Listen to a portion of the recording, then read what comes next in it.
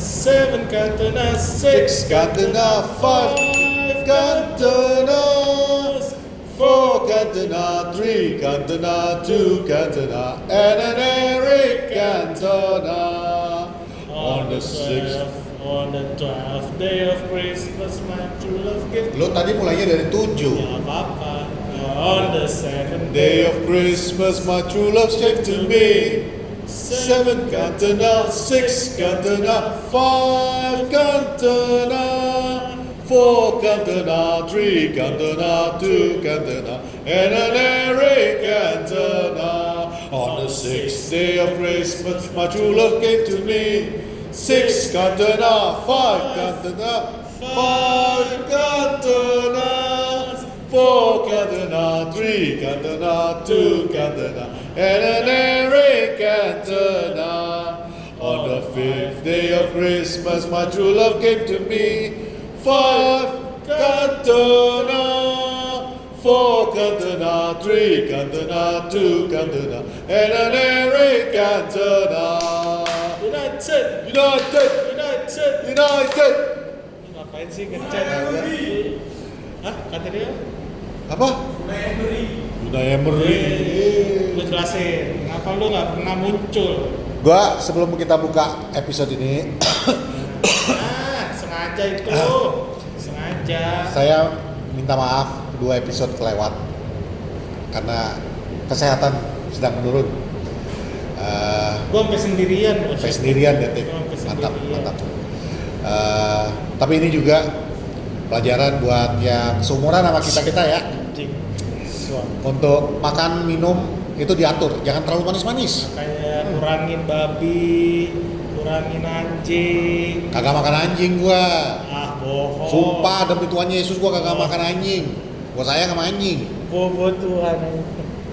Cuman ya itu, enggak, tapi di luar itu. Cuman misalnya yang daily activities kita itu loh, yang kayak minum es teh manis, Kopi, kafein. Pokoknya kopi kalau hitam sih nggak masalah. Yang telah pergi. Iya. Kafein. Kafein itu. Enggak, cuman maksudnya ya yang biasa kita lakukan sehari-hari yang mungkin kesannya simple, nggak ngaruh. Makan snack, makan es krim. Kalau kebanyakan itu Kalau snack kan garam, micin. tensi bros. Garam jadi tensi, Indomie. manis-manisan Indomie, jadi. lo kurangin Indomie. Nah, Indomie sebenarnya gue setuju sama dokter Liverpool Oh. yang nyuruh kalau mau begadang ya nggak apa-apa kalau tinggi jago Tapi katanya. jangan makan Indomie gitu. Indomie nggak apa-apa, nggak ada dimanapun yang mengatakan bahwa Indomie itu jahat. Masalahnya Indomie kalau lo makan Indomie terus, lo kenyang tapi kagak ada isinya. Kan Kagak ada karbo. proteinnya. Iya, tapi kagak ada proteinnya. Oh, kalau gitu makan Indomie sama nasi. Ya, itu double karbo dong. Kan biar ada isinya. Karbo sama karbo malah jadi jelek. Enggak, lu nggak apa-apa makan Indomie, tapi pakai telur, pakai sawi, pakai apa kayak tambah sampingannya. Lah jadi dapat proteinnya. Ya, itu dia pembukaan jangan kesehatan. Jangan dari kesehatan Bang ya. Patrick. Dah, Dah, kita ngomongin bola. baper.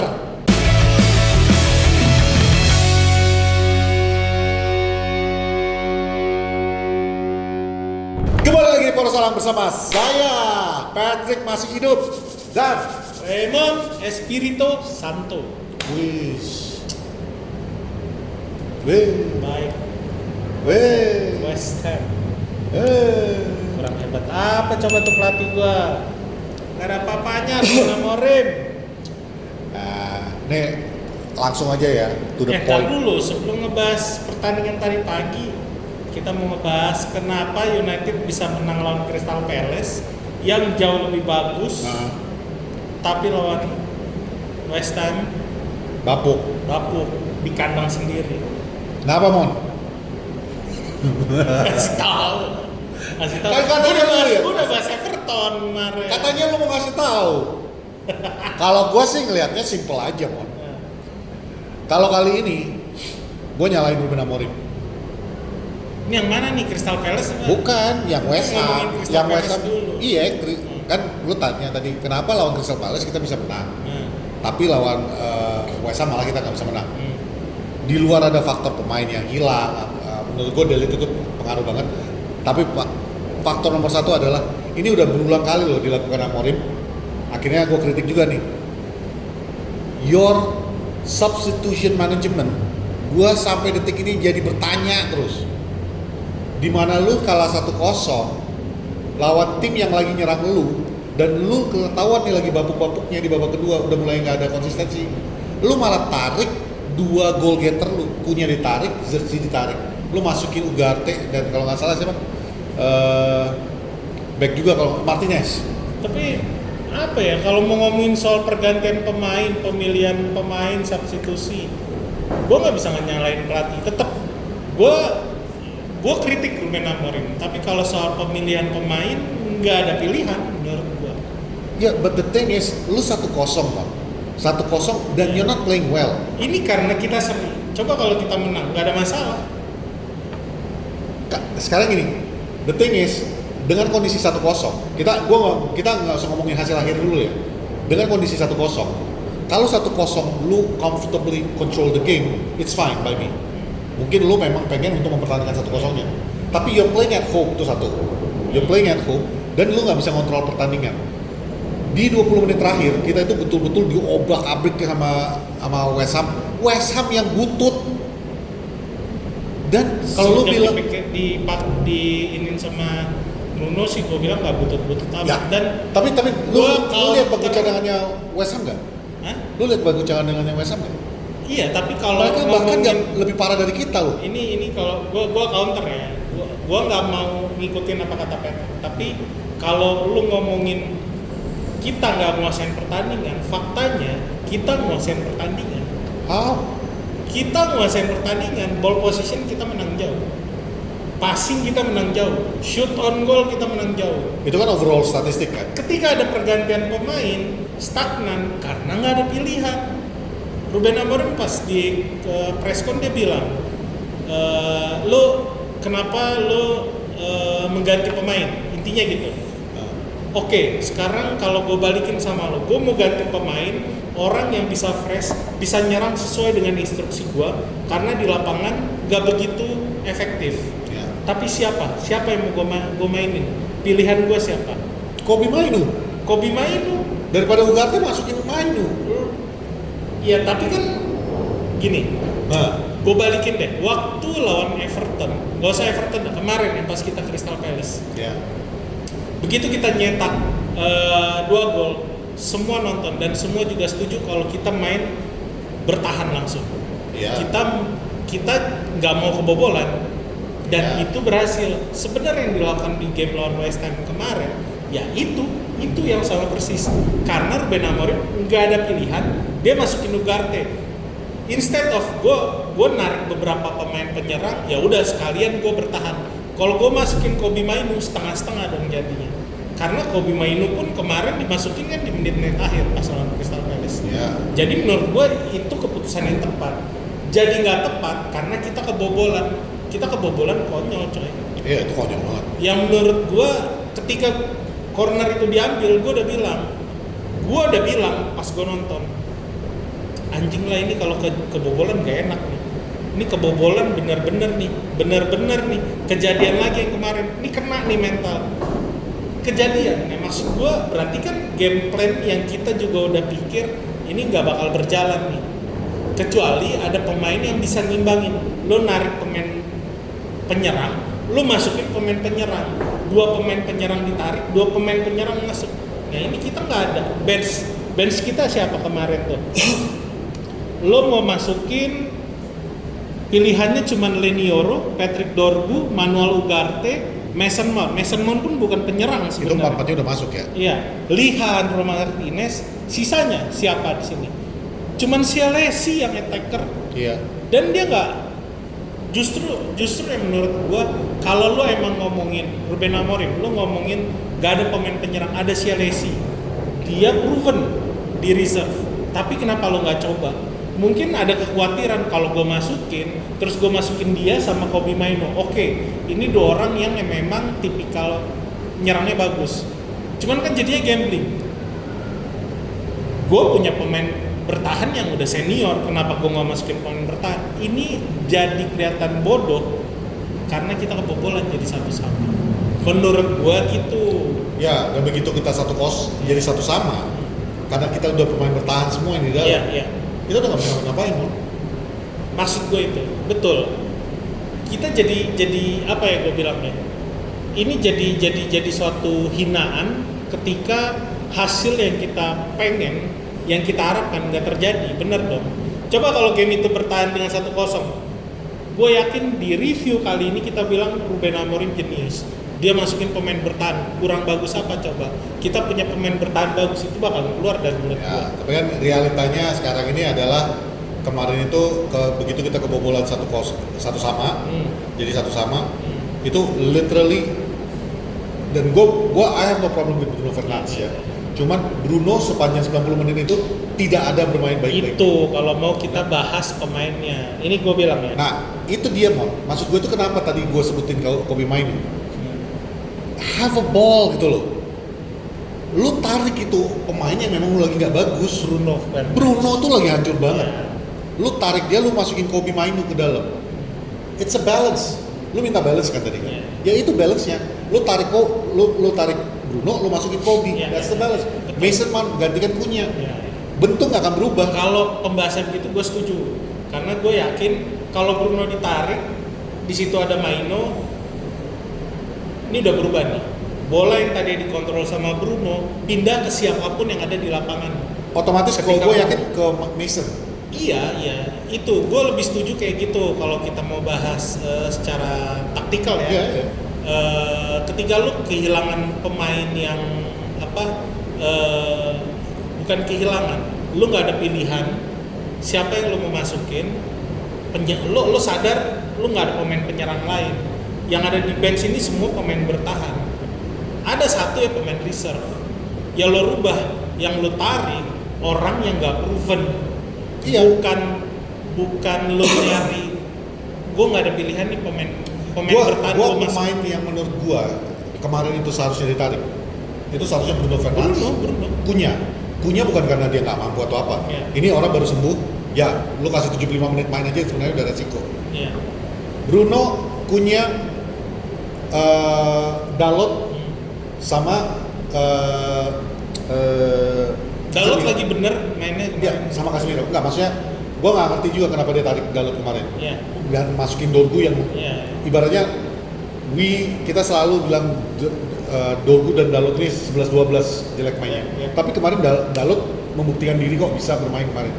Tapi bukan bisa sih menurut gua lagi nyaman karena head to headnya dia tuh sama orang tua, sama Socek. Wan Bissaka, ketika Wan Bissaka di sana, kenapa pilihannya selalu jatuh ke Dalot?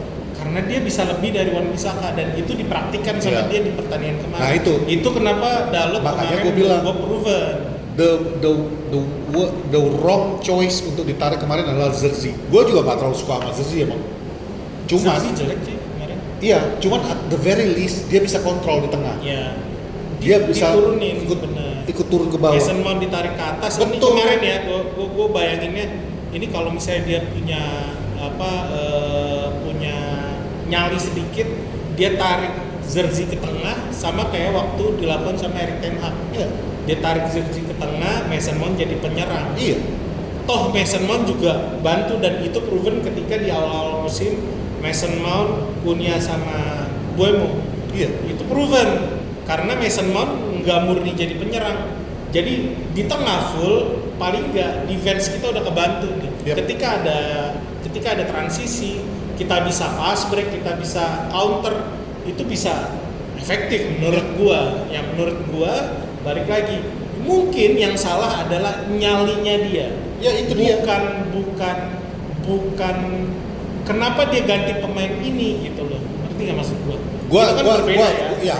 Gue nyalahin Ruben Amorim dalam arti man management substitusinya itu yang gue bilang tadi. You have no balls untuk narik Bruno karena dia kapten.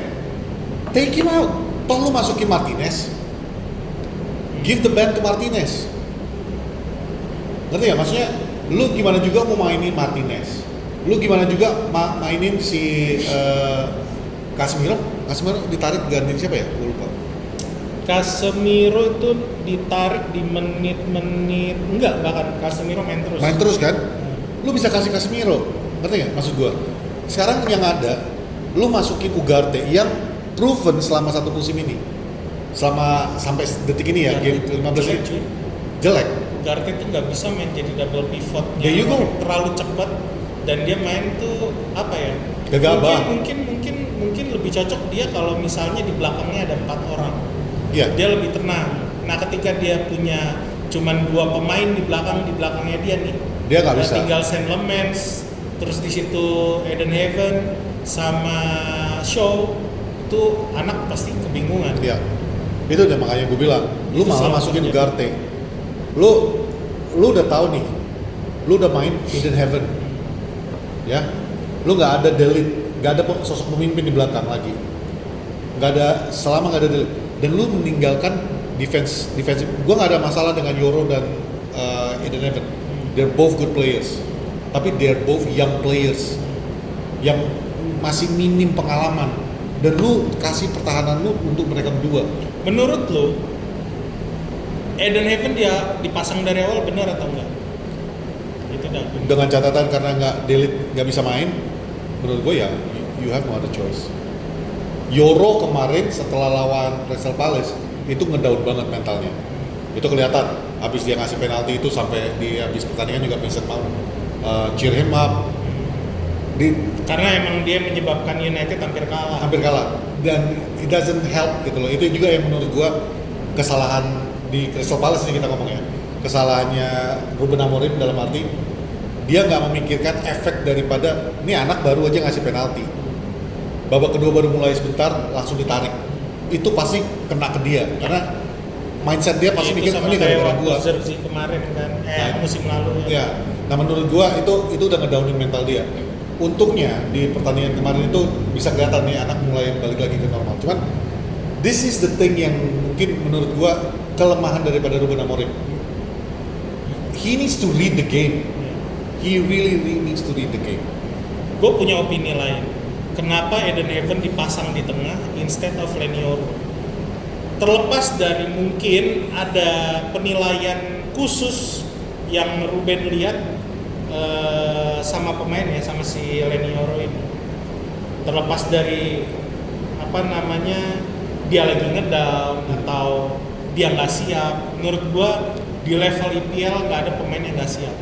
Tapi gue lihat di pertandingan ke belakang Lenioro itu nggak bisa jadi center, nggak bisa main di tengah. Dia harus di both wing, antara di kanan atau di kiri. Menurut gua itu pilihannya. Dan kalau misalnya ditanya kenapa lebih milih Mazraoui, proven Mazraoui bagus banget kemarin. Kalau nggak ada Mazraoui kita kebobolan mungkin lebih dari 1, bahkan mungkin kita udah kalah lah itu. Menurut gue itu pilihannya Ruben Amorim udah tepat. The hell kalau lo bilang harusnya Lenioro yang ada di situ, nggak ada Delete. Ya lu yang nggak ngerti tim lu berarti. Kalau lu nonton berapa kali musim lalu Lenioro ditaruh di tengah, dari awal musim ditaruh di tengah, itu nggak proven beneran. Ketika dia disuruh jadi 2 back sendirian di belakang, dia ninggalin kita berapa kali kena counter. Ya balik lagi kita jadi kalah. Itu dia tadi yang balik ke statement gue tadi. Lu ninggalin Lenioro dengan Eden Heaven berdua, 2 back muda, dua-duanya punya kualitas, tapi dua-duanya minim pengalaman yang nggak bisa mengontrol lini belakang. Martinez menit-menit terakhir tuh 88 dia baru masuk. Ya, yang menit-menit terakhir tuh kita diserang, Martinez dapat bola lagi gantung, Martinez langsung yang nendang keluar. Hal itu nggak kepikiran sama mereka. Mereka itu masih mau kontrol, atur temponya lagi. Sementara nggak melihat bahwa kondisi West Ham itu udah lagi ngepung. Iya, makanya ketika Martinez boot the ball itu, that's the way you play. Kalau yang bisa dilakukan Delete, yang itu belum bisa dilakukan sama yang dua ini. Kalau memang Ruben Amorim punya, itu balik lagi ya, punya keberanian sedikit. Tapi balik lagi, gua nggak mau nyalahin Ruben Amorim karena gua nggak tahu situasinya lihat. Mungkin kalau misalnya dia dimainin dari awal itu akan bahaya karena ini orang baru comeback di 2 game terakhir kan. Dan dia udah long period of injury. Iya benar. Tadinya gue pikir di awal sebelum West Ham bahkan line up belum keluar, gue berharap banget bukan Lenioro yang di tengah, beneran Eden Heaven, karena gue lebih takut kalau Lenioro di tengah, dan itu terjadi. Cuman yang gak gue harapkan adalah yang jadi harapan gue, Liha tuh ada di samping kirinya si Eden Heaven, Shaw didorong ke wingback jadi fullback, yang which is itu posisi aslinya dia. Gue yakin dia bisa. Gue rada kecewa ketika nggak ada nama Liha, cuman gue nggak bisa nyalahin pelatih, gue nggak bisa nyalahin ya, karena ini keadaan Liha baru sembuh. Jadi wah, ini hancur banget nih gue pikir, karena gue apa ya, udah underestimate banget sama si tolol satu itu. Ternyata dia proven, maksud gue Dalot.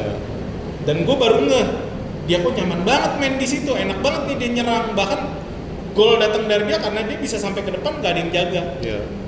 Nah, gue bilang kenapa Dalot itu bisa nyaman main di kiri kemarin kayak gue bilang sebelumnya. Kalau lo ngelihat, lo perhatiin di situ ada Soucek, di belakang Wan-Bissaka yang mungkin 2 musim lalu mereka udah head to head setiap kali latihan, yang dipilih Dalot instead of Wan-Bissaka. Dalot selalu main di kanan. Atau sebaliknya di kiri si siapa? Dalot di kanan, di kiri either Tai Malaysia sempat beberapa kali sama si Hari Amas kan. Di situ Wan-Bissaka yang dia bisa menguasai pertandingan, dan pinternya Nuno Espirito Santo itu naruh si Sanggoto Magasa yang menurut gue itu pemain kenceng. Instead of dia taruh si Max Kilman yang baru dimasukin di menit 87. Menurut gua kenapa Dalot bisa proven ya itu. Cuman lo bayangin kalau Dalot aja bisa proven, gimana Luke Shaw? Ngerti nggak maksudnya? Kalau misalnya balik lagi, harapan gua Liha itu semalam sehat walafiat, dia masuk jadi center back, ditaruh di posisinya Shaw sekarang. Berubah pertandingan, menang kita itu. Itu maksud gue, Pet. Jadi tapi ada satu hal yang gue lihat ya, Pak. Ini gue ngelihat 3 pertandingan terakhir ini, Everton, Crystal Palace, sama kemarin West Ham. Crystal Palace ini di odd game, Pak. Kita menang di Crystal Palace, tapi menangnya leg, bukan menang yang meyakinkan juga kan. Menang jelek karena dua-duanya main jelek. Iya.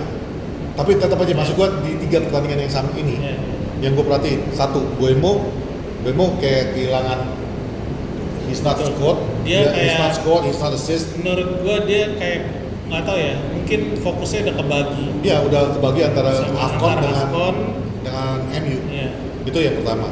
Yang kedua, kita selalu ngelihat chemistry antara Ahmad dengan Bumo ini jalan. Ini mulai nih di 3 pertandingan ini kayak nggak ada komunikasi lagi di antara mereka. Kalau yang pas waktu lawan Everton, gue mikirnya oke. We really need Sesko, we really need Cunha, karena itu kelihatan banget kita nggak bisa nyerang. Bahkan kemarin Crystal Palace really need Cunha sebenarnya. Ya, itu kelihatan banget kan. Maksud gue tuh, dan itu gue ngelihat Zerzi pas waktu lawan Crystal Palace juga, ya he scores a goal, tapi waktu lawan Everton he did nothing, headingnya juga lemah-lemah semua. Kembali lagi kemarin lawan West Ham juga sama aja menurut gue. Gue ngelihatnya gini loh, Mak. Ini antara lu kehabisan bensin, kecapean, atau apa? Ini. Karena 3 pertandingan ini nggak kayak 5 pertandingan sebelumnya. Iya. Ini gue bisa jelasin. Ini benar-benar gue ngeliatnya, what's going on? Iya. Oke, gue ngerti lu nggak ada Sesko dan nggak ada Cunha di 2 pertandingan terakhir. Tapi kemarin udah ada Cunha. Iya. Dan Sesko nggak sevital itu juga sebelum ini. Jadi pertanyaan gue, ya ini pertama adalah Bumonya menurut gue. Bumo gone, lu gone. Okay. Kalau sekarang aja lu bisa nggak bisa tanpa Bumo, apa kabar nanti pas Afcon? Yeah. Di mana lu kehilangan Ahmad, Bumo dan Masraoui. Kalau ngomongin itu jelas itu tergantung nanti Desember atau Januari kita dapat siapa. Bumo hilang, Cunha hilang, kalau kita dapat defender midfielder yang bagus, itu masalah selesai. Menurut gua. Noted. Gua nggak suka Baleba. Gue nggak suka Wharton yang datang, walaupun Wharton bagus ya. Cuman bukan pemain itu yang kita Anderson yang lo harapkan. Elliot Anderson. Nah, cuman itu nanti aja kita bahas ya. Banyak orang yang lupa West Ham ini udah dilatih sama Nuno Espirito Santo. Lo tau nggak kalau Nuno itu dia udah mastering 3-4-3 juga. Yes. Nah, iya benar kan? Di Nottingham Forest dia sering melakukan itu. Jadi menurut gua ini pelatih yang udah tahu cara ngalahin Ruben Amorim. Kalau lo lihat track record United dari 2010 main di Old Trafford lawan West Ham, kita nggak pernah kalah. Kita baru kalah kemarin kalau nggak salah 2-1, dia 2-1 kalau nggak salah, 2-1. yang di bulan Mei musim lalu. Yeah. Itu Ruben Amorim, bahkan dia ketemu sama Nuno di waktu dia masih di Nottingham Forest juga kalah terus kan. Ya, catatan jeleknya Ruben Amorim kan memang setiap dia bertemu dengan pelatih Portugal, asal Portugal, dia nggak bisa menang. Jadi gini, faktor Nuno Santo yang udah tahu gimana cara ngalahin Ruben Amorim, dan menurut gue juga faktor pemain West Ham semenjak United berubah dari 4-2-3-1, 4-3-3 ke Ruben Amorim 3-4-3-nya, West Ham udah tahu ini pemain yang sama yang bisa ngalahin United musim lalu.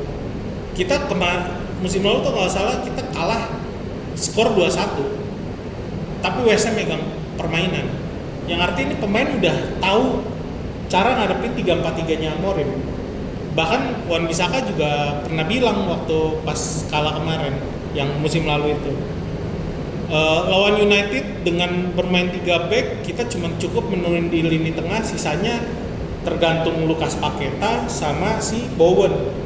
Mereka bergerak bisa cari ruang, itu mudah buat saya cari mereka. Itu dari Wan Bissaka yang kita buang musim lalu gitu loh. Jadi faktor ini yang menurut gue orang-orang, bahkan gue ngeliat, gue nontonin Padit ngomongin bahas MU West Ham ini, lupa 2 faktor itu.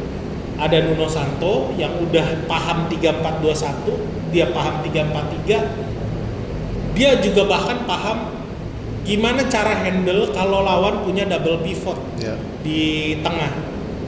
Ini terbukti ketika dia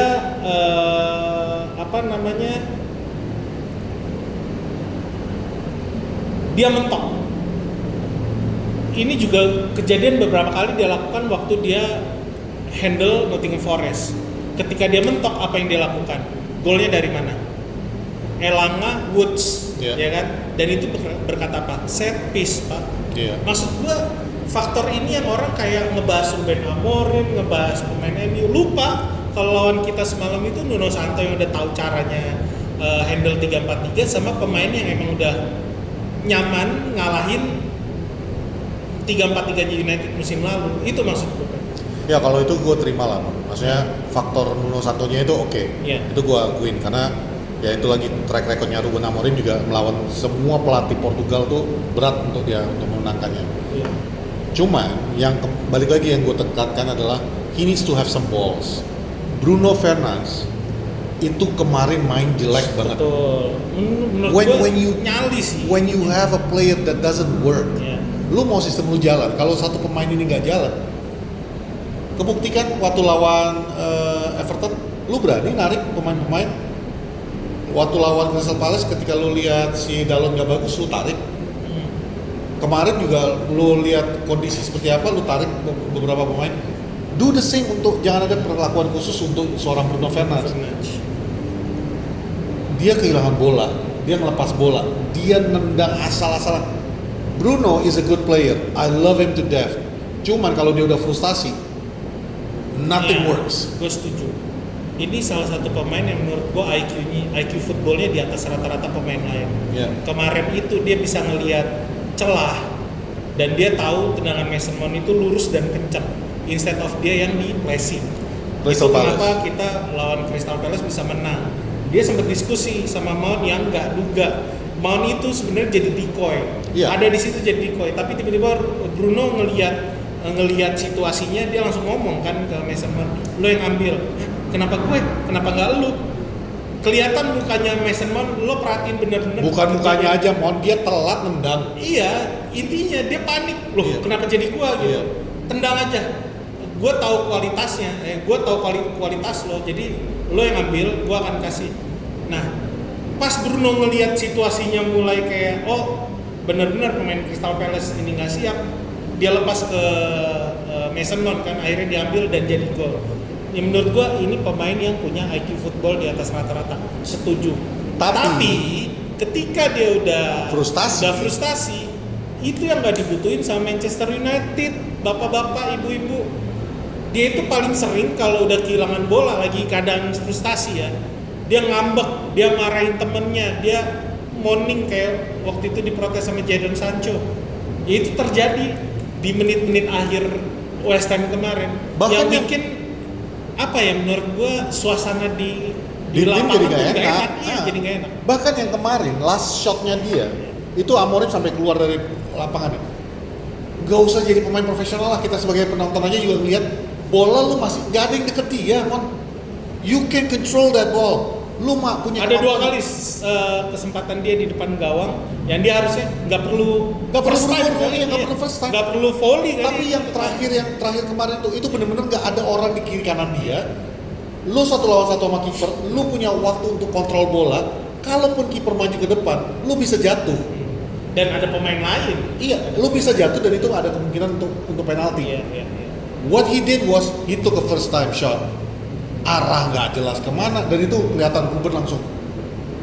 Karena anyone di stadion itu juga, makanya gua nggak heran habis pertandingan Old Trafford ngebuing. Lu denger nggak? Nggak denger sih, gue langsung tidur, gue males gue. Itu satu Old Trafford yang biasanya kita dengar Old Trafford selalu mendukung, kemarin itu ngebu. Kalau gue bilang yang ngebu itu bukan Stretford Enders. Ya. Whatever it is, Mon. Cuman maksud gua, Ya, cuman this is the first time gua ngedengar Old Trafford ngebu. Maksudnya gua udah pernah, waktu Jersey juga pernah dibuin kan. Ya. Cuman maksudnya ini yang nggak dibu first time lah Old Trafford. Karena gue ngelihat ini, selain kita jangan ngomongin Stretford Enders lah, ini orang-orang Old yang udah Trafford biasa away, mau kalah mau gimana tetap nyanyi. Cuman kan ini banyak orang yang datang ke stadion, beli tiket dari duit gajinya, atau turis yang datang dari jauh-jauh kecewa dengan permainan United yang harusnya menang anjing. Tapi jadi ngebuing. I understand them. I understand them. Iya, Ya, iya. kata kuncinya yang lu bilang tadi. Ya kalau turis ya itu udah resiko lu lah ya. Tapi maksudnya orang-orang yang datang, harga tiket MU sekarang yang paling murah adalah $65, €65. Iya. Sorry, pound sterling. That's not cheap, man. Itu benar-benar nggak murah, ya. Jadi rata-rata yang datang nonton itu pun menyisihkan gaji mereka 1 minggu, 2 minggu hanya untuk bisa nonton di Old Trafford. Ya itu Dan orang-orang yang ketika- ngebuing, menurut gua orang-orang kayak gitu. Dan menurut gua itu wajar karena they did not perform. Ya. Yang kita Cuman- harapkan, kita juga nggak mengharapkan lu menang tiap Iya. minggu kok. Ya itu balik lagi. Menurut gua kemarin kita kalah, banyak aspek yang bisa dipelajari. Menurut gua seorang Ruben Amorim, sama apalagi dia punya tim data sekarang kan, Ya. gue lupa namanya, itu bisa di acknowledge lah menurut gua. Nah. Kemarin itu nggak tahu sama lu semua sadar atau enggak, 4-2-3-1-nya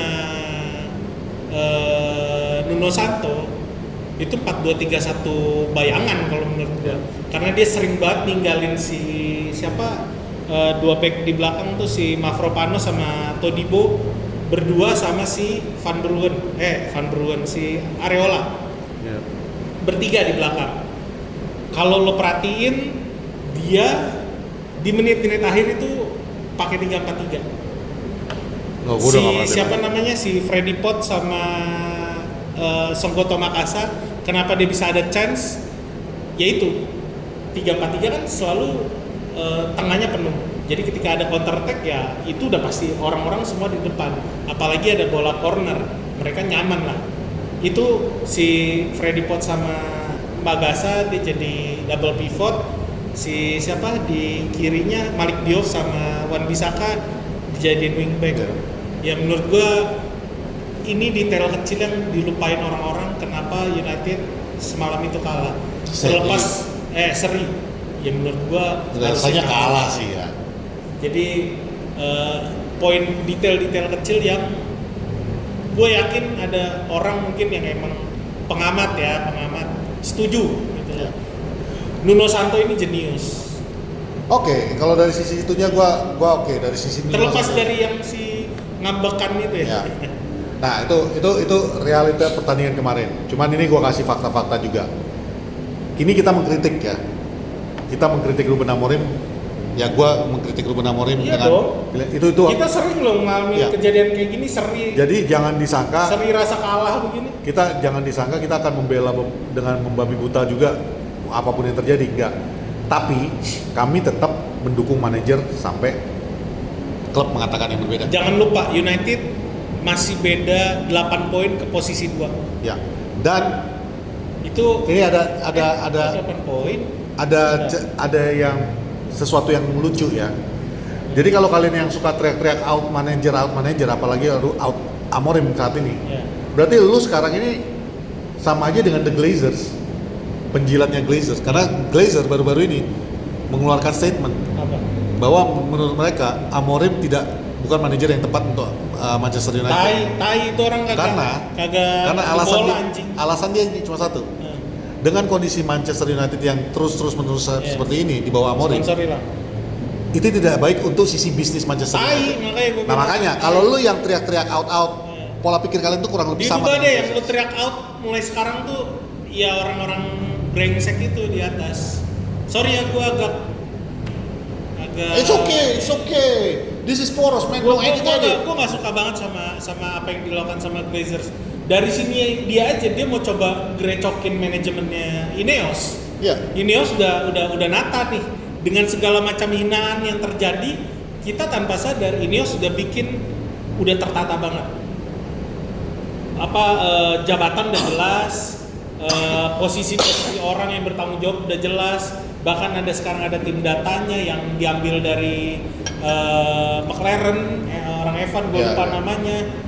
Maksud gue ini udah oke nih. Dengan dia ngeluarin statement kayak gitu kan dia grecokin nggak cocok nih Ruben Amorim. Maksud lo apaan? Lo mau ganti pelatih lagi yang sekarang udah setengah mampus nih ngebentuk United nih. Ini udah tinggal satu klik lagi yang which is menurut gue belum punya Ruben Amorim belum punya backup plan karena nggak ada pilihan lain yang tadi gue jelasin. Literally karena ya terlebih lagi ini juga untuk sorotan buat Ineos. Yeah. Desember Januari wajib belanja pemain. Wajib. Karena ya lu lihat sendiri, ketika kita in-depth squad kita itu sangat cetak. Ya.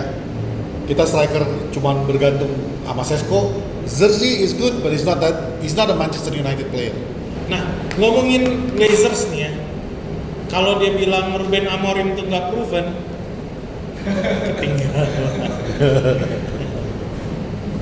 Gini ya, gue bukan ngerubah ya. Gue mau ngebelain Ineos, ngebelain Ruben Amorim. Sekarang kalau misalnya dia bilang Ruben Amorim nggak proven, tadi lu bilang ya itu karena masalah bisnis dia jadi nggak lancar nih sekarang karena United ya tetap biasa aja mainnya. Tapi orang lupa, kita ke posisi 2, bukan 8, 6. Kita butuh 2 kali menang. Ya, 6 berarti 2 kali ya. Kita butuh 2 kali menang. Kita cuma butuh Chelsea kepleset 2 kali dan tim-tim yang lain kepleset 2 kali. Udah, kita ada di 5 besar. Itu dia, Mon. Waktu lawan Everton, kita menang, kita posisi 5 besar. Lawan Everton seri. Kalau kita menang. Oh iya. Kalau kita menang. Iya. Kita udah posisi 5. Itu yang gua kemarin bilang. Pun karena udah yang lu minta kepleset, itu Chelsea udah kepleset. Iya. Itu pun kemarin kita bisa langsung top 5. Balik lagi, ini Manchester United yang gue bilang dari awal yang kata Patrick, ini tim bakalan juara. Lo ngeliat nggak sekarang kenapa gue bilang gak bisa? Gue sih masih yakin juara. Gue sih masih yakin. Oh luar biasa. Pertahankan. Cuman menurut gue ini tim yang musim lalu tuh di posisi bawah. Ini tim mediocre yang lagi coba naik dengan dengan pemain baru yang cuman datang. Ya menurut gue yang proven 3 orang nih. Bahkan gue nggak ngelihat Saint Lemens itu De Gea yang Van der Sar lah. Dia tipikal kiper nomor kedua, setuju nggak? Iya setuju. Nah, cuman ada Sesko, Mbeumo, Cunha. Satu lagi siapa ya? Saint Lemens ya? Iya. Maksud gue ini belum bisa nilai United itu berubah secara keseluruhan. Bisa jadi tim juara. Kayak yang lo bilang, ini bisa ini tim juara. Mudah-mudahan. Tapi menurut gua peringkat 7 atau 6 aja udah bagus banget. Ya kan target dari Ineos juga 6. Nah, nggak balik bisa 7, lagi. Mon. Ya. 7 kena pecat. Balik lagi. ini si anjing nggak ngerti bola nih. Kalau Emang. gue bilang tipikal orang Emang. Amerika yang pemilik Arsenal tuh Amerika juga ya. Amerika. Ya, intinya ini tipikal Liverpool juga Amerika. Ya, ini tipikal tim ya bukti hancur sekarang. Nanti kita bahas Liverpool. Ada satu lagi Amerika tapi naik-naik terus. Apa? Siapa? Wrexham. Oh, Wah, punya artis. makanya Deadpool seharusnya yang beli. Kalau Deadpool yang beli, tiap musim naik. Duitnya nggak cukup Pak beli United duitnya. Enggak, lu tau gak kata Ryan Reynolds apa? Kan mereka mulainya dari divisi 3 tuh ya. 3, 2, 1 championship sekarang mereka kan. 3 musim 3 kali naik promosi kan. Coy. Tau gak kata Ryan Reynolds apa? Gue sekarang jantungan. Kalau kita sampai promosi ke Premier League, gue Ya, gak kuat duit. duitnya Iya, katanya. bener. Ini Wrexham, ini keluar out dikit ya, out of topic dikit. Ini Wrexham ini modelnya kayak Rans tuh. Iya, bener. Ups. Begitu nyampe di atas Gampang amat naik ke atas lah. Intinya gini, kalau kita ngomongin game, kalau dia nyalahin Ruben Amorim. Lo lihat si Paul Merson, kita ngomongin game Crystal Palace ya. Paul Merson sebelum 2 hari sebelum game United Crystal Palace itu di Selhurst Park, dia bilang United pasti akan kalah mudah karena Oliver Glasner itu lebih baik daripada Ruben Amorim. Ini si anjing juga nih, kalau nggak pernah dapet trofi diem aja. Jadi menurut gue gini, kalau gue bilang ini faktor pemain Crystal Palace, mereka akan berkobar-kobar ketika mereka lawan tim gede. Liverpool dibantai 0-3. Intinya Ntar, jangan Liverpool lu jadi nggak apple to apple. Mereka mah sama semua kan tim juga kalah sekarang kan. 13 kali main 9 kali kalah. Maksud gue gini, kalau lo bilang Oliver Glasner, itu pun gue ngomong sebelum game lawan Crystal Palace, kalau siapa yang lebih baik, lo bisa ngelihat siapa yang lebih baik antara 3-4-3 Oliver Glasner atau Ruben Amorim. Yang menang ya itu yang pantas ngelatih United. Terjadi kan? Kita menang. Dua-duanya main jelek, dan lo kenapa tahu mainnya jelek? Dan lo tahu kan rumput Selhurst Park kayak gimana kan? Yeah. Itu rumput semua orang paling benci main di situ. Ya lu lihat aja kemarin Kan itu licin. yang jatuh tuh berapa banyak. Iya, gue nggak tahu kenapa mereka udah tahu posisi mereka, ada situasi kayak gitu, tetep aja diairin.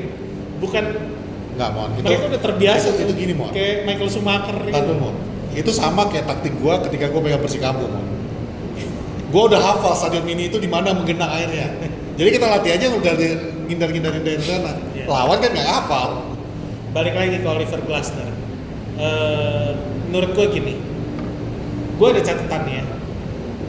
Ketika Crystal Palace ketemu lawan-lawan yang lebih menyerang, lebih terbuka, gue nggak ngomongin 3-4-3. Dia ketemu AZ Alkmaar di mereka Conference League kan ya.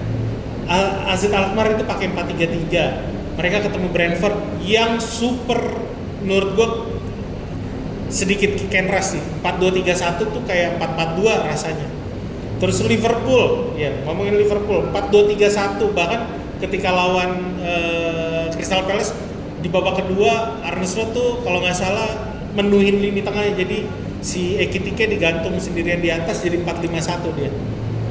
Lawan Burnley kemarin pas si Scott Parker 4-4-2. Ini tim ini semua kalah lawan Crystal Palace. Mereka nyaman ketika lawan main lebih terbuka. Bukan lawan 3-4-3 yang cuman ngandelin second ball sama counter attack.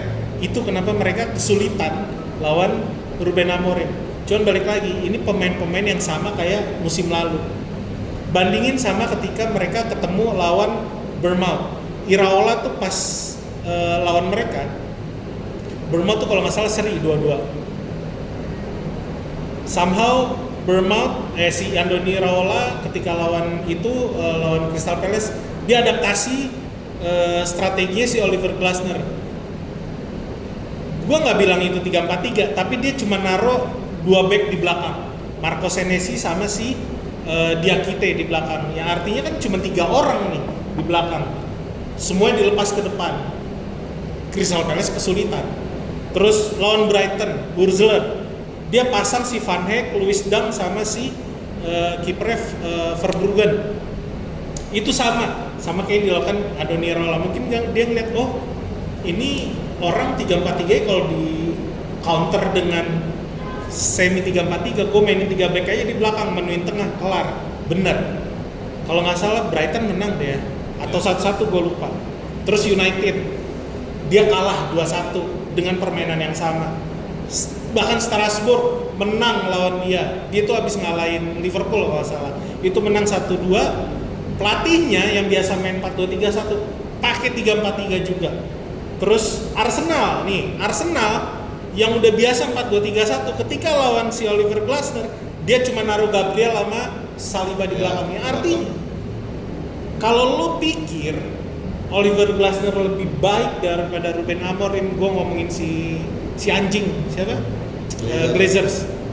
Lo lihat Oliver Glasner ini lagi digadang-gadang kayak wah ini cocok jadi pengganti United, wah ini pelatih baru hebat nih. Gak ada apa-apanya sama Ruben Amorim.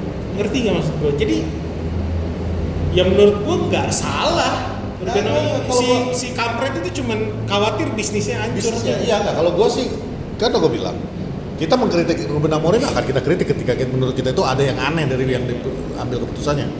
Tapi we stand by the manager karena kita paham banget membentuk sebuah tim itu adalah kestabilan. Itu yang nomor satu. Tim manapun mau mulai dari lu bikin liga SMA pun sekalipun sampai liga profesional, kalau lu nggak punya kestabilan di dalam tim itu, ya nggak bakal jadi apa-apa. Lu tadi udah kenakan kalimatnya, di mana Ruben Amorim total pembelian Ruben Amorim itu baru 5. Patrick Dorgu, Sesko, Cunha, Bomo, ya sama Saint-Lemens. Ini baru 5. Lu ngarepin apa? 5 ini menggantikan tim yang udah hancur selama lebih dari 1 abad, 10 tahun lebih ya, udah 13 tahun, hancur-hancuran. Lu masih punya Shaw yang dari zamannya Van Gaal, lu masih punya pemainnya Erik ten Hag masih bertebaran di dalam itu, termasuk Zersi di dalamnya. Dan lu mengharapkan ini tim bisa berubah 180 derajat, ya nggak mungkin. Itu dia kata kuncinya. Makanya gue tetap akan mendukung Ruben Amorim. Cuman gue nggak akan ragu-ragu mengkritik kayak tadi, Mon. Menurut gue, he needs to have a ball. Kalau dia nggak punya nyali untuk mengganti seorang Bruno Fernandes saat memang harus diganti, dia nggak punya nyali untuk, gue nggak ngerti. Mungkin karena faktor hampir seumuran kali ya. Bruno kayak dikasih free pass, lu mau bikin kesalahan seperti apapun, ya udah lanjutin aja. Karena lo yang emang menguasai, lo yang harus megang bolanya. Nah, MU gitu. Yang kocaknya, gue kemarin itu sebelum pertandingan lawan West Ham kemarin, di rumah sakit tuh gue nggak ada kerjaan. Jadi yang gue tonton itu ya iyalah di rumah sakit nggak ada kerjaan. Ya, kalau kerja ngapain di rumah sakit? Iya sih, bener. Nggak, maksudnya gue iseng, gue nonton Ruben Amorim sebagai pemain. Waktu di semua, di Braga, di Benfica, pokoknya sebelum-sebelumnya lah. Dan gue kaget dia ternyata dulu pakai nomor 5 ya, nomor punggung 5. Itu kenapa dia suka main sama buaya? Oke. Cuman yang gue lihat cara dia main, dia defense bagus. Dia midfielder kan. Maksud gue tuh, this guy menerapkan apa yang dia biasa mainkan sebagai pemain, itu yang mau diterapkan dia di sistem yang dia jalankan. Cuman satu hal yang gue perhatikan dari Ruben Amorim yang pemain, ini orang juga suka keteteran. Nah, kayak Bruno frustasi, keteteran, lepas. Jadi apa ini ya faktornya lu ngasih Bruno itu kayak, gue ngerti nih pikiran dia zaman dulu, kayak zaman gue main dulu. It doesn't work like that, bro. Bruno doesn't work kemarin itu. Lawan Everton juga dia nggak baik works. When he doesn't work, replace him. Dan itu yang menurut gua jadi nilai minus justru sama dia. Kenapa? Karena nggak cuma gua sih yang ngomong, pundit juga banyak yang ngomong, banyak yang berpikir yang sama. Why Ugarte before Maino? Why Ugarte? Itu tadi gua udah jelasin. Karena dia nggak ada pilihan. Ya. Menurut dia, ya better daripada gue naruh Maino yang setengah-setengah. Karena gue udah narik penyerang. Karena ya itu dia. Yang mendingan gue karena dia tarik Zersi. Karena dia tarik Zersi. Ya, seandainya dia tarik Bruno, dia masukkan Maino, it's a different game. Betul. Ya tapi balik lagi. Ini balik lagi ya. Gue mau belain Ruben Amorim. Ini pelatih yang punya 3-4-3 terbaik the whole Europe menurut gua sekarang. Dengan keadaan tim yang lagi ancur-ancuran kayak gini, dia nggak punya pilihan lain. Kita cuma beda 6 poin sama posisi 2 di Liga Inggris, bukan di Liga Champions. Which is menurut gua inilah kesempatan buat Ineos benar-benar yang harus mendukung Ruben Amorim di bulan Desember Januari ini. Datengin midfieldernya dia, datengin striker, nggak mesti key player lagi. Lu bisa beli striker cadangan. Dan gue lebih setuju dari Liga Inggris. Orangnya udah proven, bahkan orang Inggris aja lu bawa. Lu ngambil pemain tua juga nggak apa-apa nih. Toh dia bukan untuk 3-4 tahun lagi, 2-3 tahun aja. Contoh. Misalnya lu memang udah kehabisan stok striker bagus, ada Mateta coy. Iya. Ya kali nggak bisa diganggu itu orang datang ke United. Jadi itu, Sesko bakal belajar dari Mateta. Oh begini. Justru itu dia. Jadi Justru itu. Iya. Sesko, Højlund, ini striker muda yang punya potensi. Dari luar. Iya, tapi mereka punya potensi sebenarnya. Iya, setuju. Højlund sendiri udah membuktikan diri nih di Napoli. Oke lah, di luar itu liganya juga berbeda cara mainnya. Cuman, these players butuh sosok untuk belajar. Ini enggak, mereka langsung didatengin, lu yang ngangkat MU. Ya nggak bisa. Lu karena musim lalu dia udah harus mau nggak mau ya Højlund doang kan pilihannya. Betul. Cuma kan ini maksudnya lu bisa belajar dari kesalahan itu. Ya udah lu datangin striker yang udah gaek sekalipun, yang udah tua. Tapi kalau bisa ya memang kayak lu bilang dari Liga Inggris, lu datangin untuk Sesko untuk belajar. Kalau emang lu nggak punya, gua nggak nyaranin Lewandowski walaupun gua suka Lewandowski. Tapi ini ada Harry Kane yang dia udah jelas-jelas gua nggak cocok Harry Kane. Dia mau balik ke Liga Inggris. Ambil. Iya. Perjuangkan Harry Kane. Jadi nggak akan minta 100 juta lagi itu. Gini, ini orang yang gue bilang berulang kali, ini orang punya taktik 3-4-3 terbaik, cuman dia nggak punya support system yang bagus. Didukung sama pemain baru, masih kurang menurut gue, masih kurang. Ini orang yang punya game yang fleksibel. Kita nggak ngomongin 3-4-3, kita nggak ngomongin sistem. Dia pelatih yang bisa bikin bukan pemain. Dia pelatih yang bisa bikin permainan berubah dengan cepat. Transisinya jadi cepat, terus dari bertahan ke nyerang juga cepat. Jarang-jarang. Terakhir kita ngelihat orang kayak gini nih, pelatih kayak gini. Yes, menurut gua ya, sorry itu kalau lo nggak setuju terserah. Tapi menurut gua ini Sir Alex Ferguson. Ketika semua pemain udah ngerti, cara mainnya begini. Menurut gue dibebasin jadi itu. Dan gue setuju Harry Kane kenapa? Harry Kane di bawah Southgate 3-4-3. Itu maksud gue. Jadi ya udah, lu nggak usah ngikutin. Ini udah banyak yang bahas. Ada agenda buat ngejatuhin Manchester United. Lo lihat, mulai dari game Everton, dari kita sebelum lawan Everton lawan siapa? Seri lawan Chelsea. Kok Chelsea sih? Bukan Seri. Cut dulu ya. Oke. Lo lihat dari sebelum 1, 2, 3. Lo lihat dari sebelum game lawan Everton, kita ngomongin Nottingham Forest hasil seri 2-2. Kita ngomongin game Tottenham Hotspur seri 2-2. Kita kalah lawan Everton 0-1. Tapi ada berita nggak?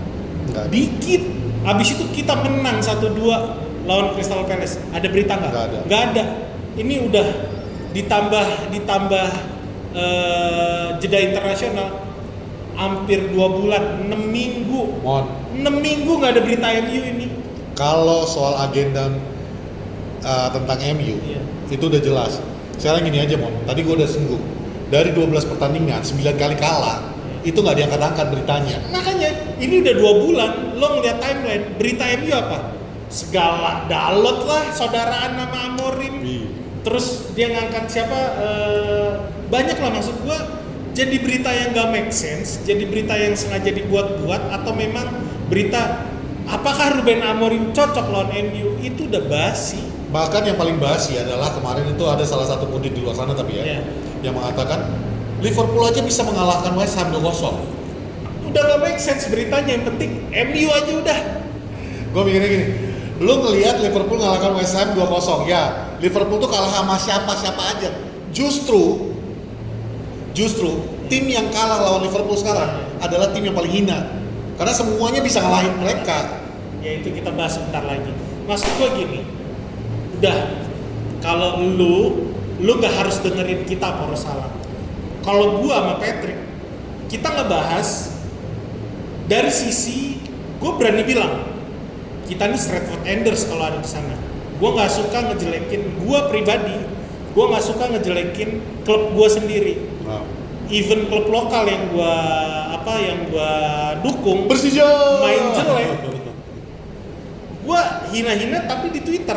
Maksud gue itu kan curahan hati ya, pikiran yang kalau lu ngobrol sama gue, enggak kok, gue tetap beli tiket, gue tetap datang ke stadion, mau kalah gue jabanin. Kemarin aja ulang tahun ikutan datang ke stadion kan lu? Iya. Maksud gue, kalau lu dukung klub lagi jatuh, lu dukung klub lagi menang, lu seneng. Tapi jangan ketika jatuh lu hajar karena gara-gara ya ini udah berulang kali Patrick bilang, lu cuman copy paste apa yang dikatakan sama media atau beberapa pandit yang YouTube-nya udah gede banget lah kayak si Goldbridge. Alah. Maksud gue udah, lu dengerin Poros Salam, dengerin bapak-bapak ngobrol aja, ngebahas klub kesayangan lu. Dukung aja, jangan lu grecokin lagi karena semakin banyak lu grecokin, kalau berita lu menarik, tulisan lu menarik, banyak yang nge-retweet. Oh, MU emang lagi naik itu. Jadi duit buat media. Lo lihat, lo perhatiin, hampir 2 bulan berita MU hampir nggak ada. Kalau MU sampai kedua, ini mereka udah mulai nih, kalau lo perhatiin ya, ini Liverpool udah mulai dirujak loh.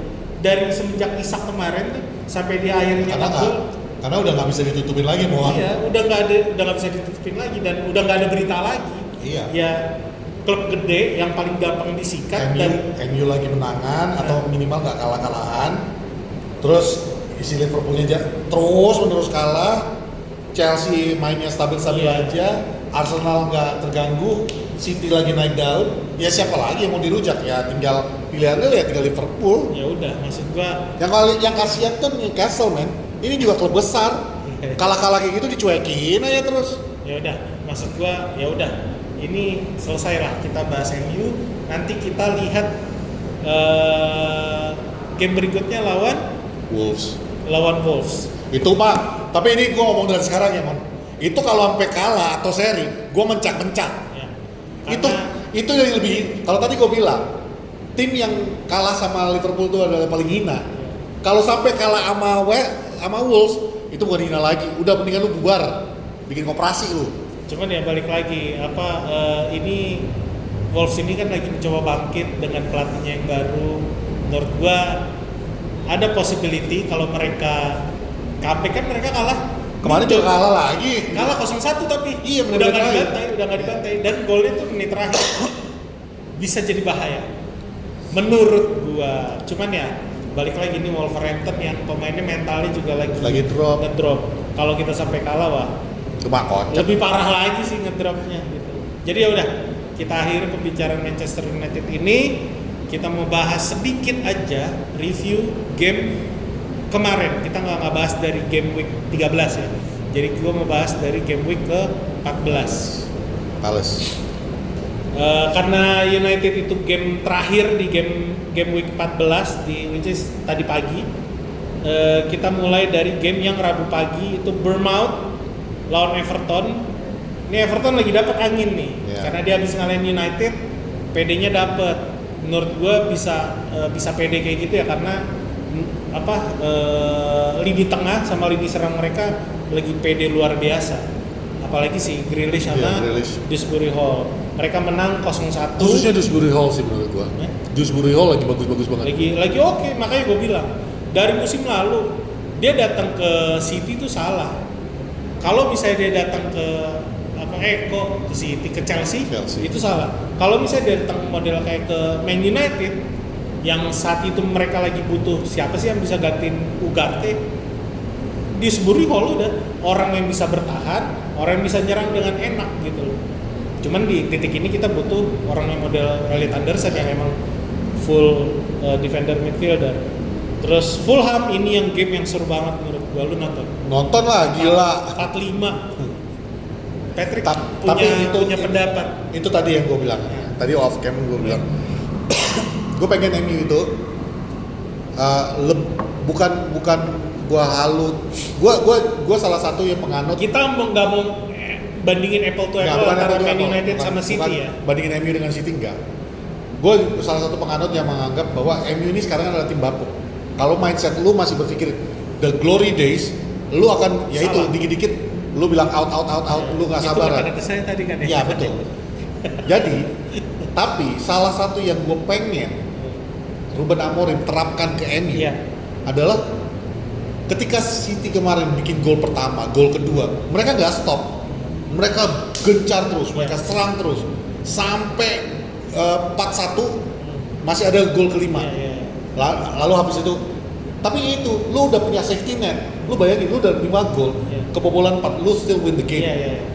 Ya, jadi menurut gua itu yang menurut gua mentalnya diterapkan yang sama gitu. Jadi bukan berarti lu dapat 1-0 udah.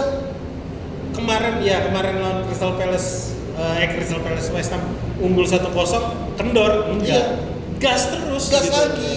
Setuju. Bodoh amat. Lu ingat nggak zaman-zaman Sir Alex Ferguson dulu? Wah itu mah nggak ada cerita. Lu lihat ya, gue bukan mau ngangkat Arsenal 82 atau apa, tapi that's the reality. Arsenal udah ketinggalan 5-1, masih digas, sampai akhirnya itu yang udah Fergie yang bilang tenang pun bukan karena untuk apa lagi, cukup udah kita ganti pemain karena kita masih mikirin minggu ke depan. Tapi selama masih 70 menit itu, gas. Itu makanya gue bilang mental itu yang nggak ada sekarang sama pemain-pemain Man United yang udah kelamaan kalah menang kalah seri. Jadi udah kalah menang kalah. Mentalnya tuh udah kayak terbiasa. Iya gitu. mentalnya terbiasa kayak kayaknya kita bakalan diserang terus nih. Kelar lu kalau mikirin kayak gitu. Kalau ngomongin Fergie dulu, cara dia manajemen pemain ini nggak mau gue bandingin sama Ruben Amorim karena Ruben Amorim nih belum dapat yang dia mau. Kalau dia udah dapat yang dia mau kayak Fergie, udah dia minta pemain ini cocok sama gua, dia minta pemain ini pakem gua, lu main lah di lapangan, ikutin cara main yang lain. Kalau lu nggak bisa, gua ganti. Contoh satu nih paling kecil, game lawan Chelsea atau City gua lupa, si Diego Forlan dikasih tahu ini hujan, lapangan basah, lu pakai pool yang tinggi, sesimpel itu. Lu pakai pool yang tinggi. Tapi yang terjadi, Forlan pakai karet. Pakai pool yang rata gitu loh, yang apa sih setengah inch ya. Dia pakai itu, dia ada 2 chance, kalau nggak salah lawan Chelsea apa City ya. Dia ada 2 chance. Gak mungkin City, Pak. Chancesnya. City masih main di Championship. Waktu Forlan ya? Iya. Enggak dong. Masih di Championship. Gue lupa, berarti Chelsea. Itu Forlan 2 chances gede dia nggak bisa selesaikan karena apa? Karena dia kepleset. Terus dia keluar tiba-tiba di babak kedua ya. Itu dia keluar tiba-tiba, dia ganti sepatu. Fergie nyamperin dia setengah lari, diambil sepatunya, lu pakai sepatu itu terus sepatunya dibuang. Dia main sampai akhir pertandingan. United kalau nggak salah hasilnya seri, tapi menang, tapi harusnya bisa lebih meyakinkan kalau gue lupa hasilnya, intinya hasilnya bisa lebih meyakinkan menangnya kalau Diego Forlan bisa cetak 2 gol itu. Itu pertandingan terakhir Diego Forlan. Habis itu dia dijual. Gara-gara kesalahan itu, lu bikin kacau semua pemain yang harusnya dapat gol jadi nggak dapat gol, kan nurunin mental teman-teman. Lu nggak pantas lagi ada di tim gua. Menurut gua Ruben Amorim ke depan kalau dia udah dapat pemain yang dia mau bakalan kayak gitu. Itu mental itu yang kita butuhin. 4-5 Fulham 4 Man City 5. Good game dong. Itu yang harus dilakukan sama Man United saat ini. Dan golnya Haaland lagi-lagi itu omong bukan manusia. Ya. Game berikutnya Newcastle United lawan Tottenham Hotspur. Ini skornya berakhir dengan 2-2. Ya, gue ngelihat Tottenham Hotspur semenjak dua-dua lawan United nurun jauh banget performanya. Terus di game week Kamis pagi ini ada Arsenal yang lagi-lagi menang 2-0. Kalau lihat dia begini kayak gini udah bang gak usah ngebahas Arsenal lagi, udah juara tim gua. Tak dulu kameramen. Ini baru awal Desember. Gua bilang Tengah Desember akhir baru kita gua lihat. bilang ini kumpulin poin sebanyak-banyaknya. Iya, kumpulin dulu. Ini City gila sih, City gila. Lu gak usah mikirin MU, gak usah mikirin Iya. Liverpool apalagi. Lu pikirin tuh yang di belakang tuh sekarang tuh City. Beneran, mendingan Arsenal juara karena City wah gila sih ini. City Tapi kalau sampai terakhir nanti Arsenal sama City yang kejar-kejaran, gua sih dukung Arsenal sampai oh iya dong, Udah kita pasti. pengen City yang juara. ya kali sih. Game berikutnya Brighton ini juga seru, skornya 3-4 ini di Amex Stadium lawan Aston Villa. Yang menurut gue ini salah satu game yang menarik juga. Gua Brighton udah unggul 2-0, terus dibalap sama Villa sampai 4-2. 3-2, sorry. Ya intinya Aston Villa si Unai Emery nanemin mental yang tepat ke pemain-pemainnya. Ini menurut gue pemain-pemain ini harus nonton pertandingan ini. Ini yang harus kita lakukan week by week lah, apalagi kalau misalnya Januari dapat pemain baru, mental ini yang ditularin gitu. Berikutnya Burnley lawan Crystal Palace, dia berhasil menang nih sekarang 0-1 kan. Crystal Palace menang, Wolverhampton 0-1 lawan Nottingham Forest nih. Nottingham Forest juga udah mulai comeback lagi di bawah Sean Dyche. Terus Leeds United, Kaget nggak lo? Kaget nggak lo? ini sesuai dengan yang gua harapkan. Leeds United bisa ngalahin City, bisa ngalahin Chelsea. Karena di situ ada Daniel Farke. Ingat gak yang gua di beberapa review lalu gua ngomong Daniel Farke ini dia adaptasi banget permainannya Pep Guardiola. Dia bikin kemarin lawan Chelsea itu kalau nggak sadar ya semua dia bikin 4-1-4-1. Dia bikin dia bikin 4-1-4-1. Enzo Maresca 4-2-3-1. Ini permainan yang persis ditampilkan ditampilkan Leeds United ketika mereka ngejamu City. Kalau nggak salah seri ya? Iya, seri. Kayak gitu. Jadi maksud gue gini, mungkin Leeds United adalah salah satu tim yang bisa dibilang sekarang pembunuh tim papan atas. Setuju nggak? Enggak. Lu ngelihat nggak kemarin game lawan Chelsea? Gua nonton highlight sih kalau tadi mini match. Mini match. Cuman menurut gua ya cukup kaget. Makanya tadi gua bilang kaget nggak lo melihat Leeds United yang ibaratnya di awal musim juga terseok-seok, sekarang bisa dan maksudnya gini, kayak Sunderland udah bikin kaget. Yeah. Leeds United bagi gua kemarin itu nothing surprising. Ya ini tim bakal yo-yo. Ini Cuman kemarin lawan Chelsea, anjir. gue bilang Enzo Maresca yang salah di sini. Terlepas dari Dan Garnacho. kepintarannya si Daniel Farke ya. Dan Garnacho kembali lagi berulah kayak dulu zaman di MU. Iya, maksud gue gini. Iya, Garnacho salah. Cuman kesalahan Enzo Maresca itu kemarin gue nggak tahu kenapa dia lebih percaya sama si duo Brazilnya itu, si Andre Santos sama si Estevão Williams. Orang yang udah bener-bener proven di Chelsea, yang bisa bikin Chelsea dapat poin berulang kali, malah dicadangin. Mungkin dia ngeliat lawan Leeds United doang nih. Jadi Pedro Neto, Malo Gusto, bahkan menurut gua Garnacho proven di Chelsea. Ya, dia proven. Dicadangin. Iya. Kita semua tahu Garnacho kalau main di babak kedua, amsyong, Iya. berantakan itu anak, bikin masalah yang enggak. Nah itu yang terjadi. Dia lebih percaya sama Estevão Williams sama si Andre Santos itu. Cuman ini jadi menarik Pon. Karena Leeds United sama West Ham itu sama-sama di bawah. Leeds kemarin dapat 3. Dua-duanya pembunuh tim papan atas. Kemarin Leeds dapat 3 poin. Bisa jadi West Ham Dia naik 17. Ya, Chelsea turun ke 4. West Ham mikir gini. Nih kalau kita sampai kalah sama United, MU, kita udah gak ada harapan. Iya. Ya, itu yang Ya, bikin itu yang semangat. bikin mereka juga kemarin tuh bertahan gila-gilaan. Disiplin banget sih menurut gue West Ham. Masih kurang poinnya, tapi ya minimal ya 1 poin lah. Dan Baik kan game, MU? game terakhir, ya lu udah yang bahas nih. Liverpool lawan Sunderland. Van Dijk main volley. Kalian masih di bawah Manchester United, jadi diam aja. Skor 1-1, ini menurut gua Regis Silvestri mungkin salah satu pelatih pelatih idaman lah saat ini. Ya ini kalau gue bilang ya Mon. Ini Leicesternya 2025. Gua nggak mau nyamain itu karena Leicester juara. Gua nggak yakin mereka bisa Iya, juara. maksud gua Leicester pas baru promosi, lo lihat mainnya kayak Iya. gini.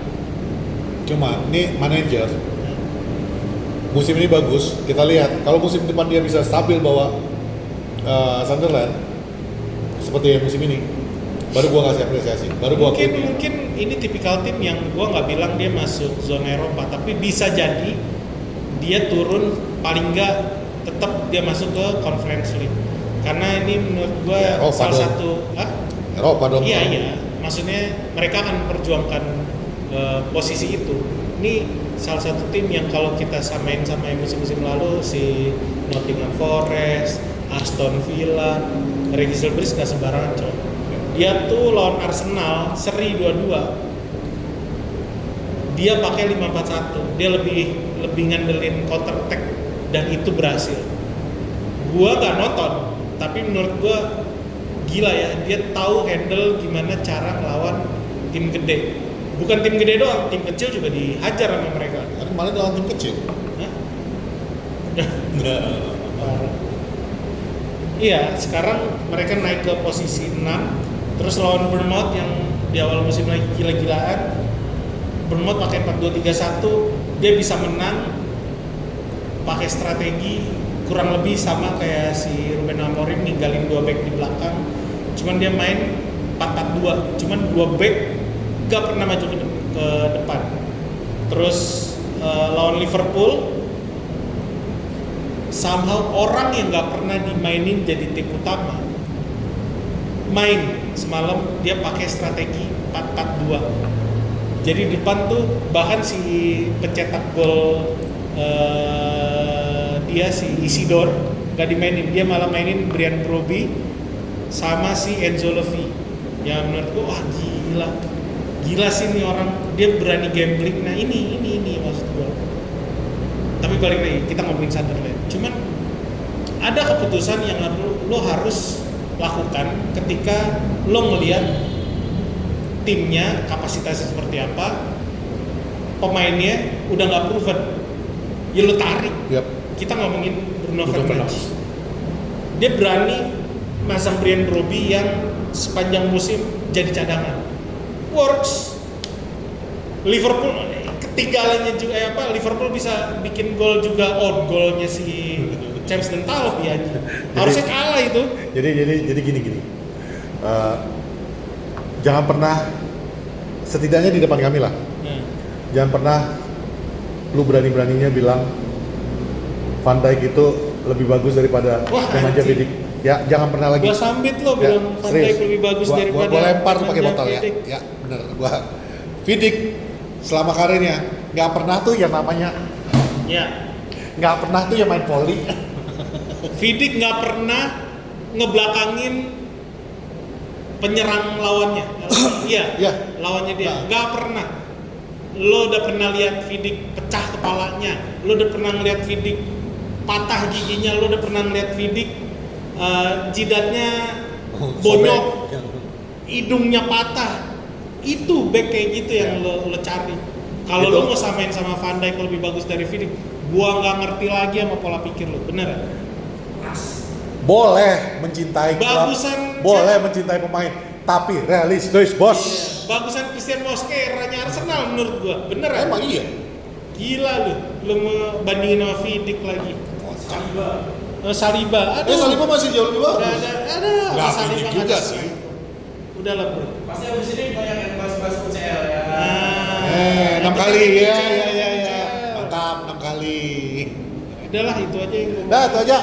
Oke, sampai jumpa di episode berikutnya. Kita Guys, review ya, review ya. preview dong. Oh, preview lawan. Oke, lawan Wolves. Oke, guys. Jangan lupa like, subscribe, ya. lo nyalain lonceng kita lu. ini bukan begging sebenarnya. Nggak bikin. Patrick ada rencana mau bikin reels, shorts buat kalian Anjing. setiap minggu. Jadi kalau Patrick ngomong, kalian dapat notifnya. Kelas. Jebakan Batman lu. Kagak, maksud gue gini. Ini Poros tahun ke-6 ya? Mon? Udah tahun ke-6 kita. Saya baru tahun kedua. Satu Ada setengah. Kayak Ruben ya Amorim. kedua lah. Cuma nih guys, gue bilangin sama kalian. Poros itu independen, oke? It's a family business, it's a family matter, dan kita we do it friends business. We do it because we love the club. Ya, bisa aja kita coba untuk melebar kemana-mana, tapi we didn't do that. We stuck with Siapa tahu yang United. nonton, ada yang mau jadi investor Kalau mau silakan hubungin kita. Tapi yang kita harapkan dari kalian adalah ya simple aja.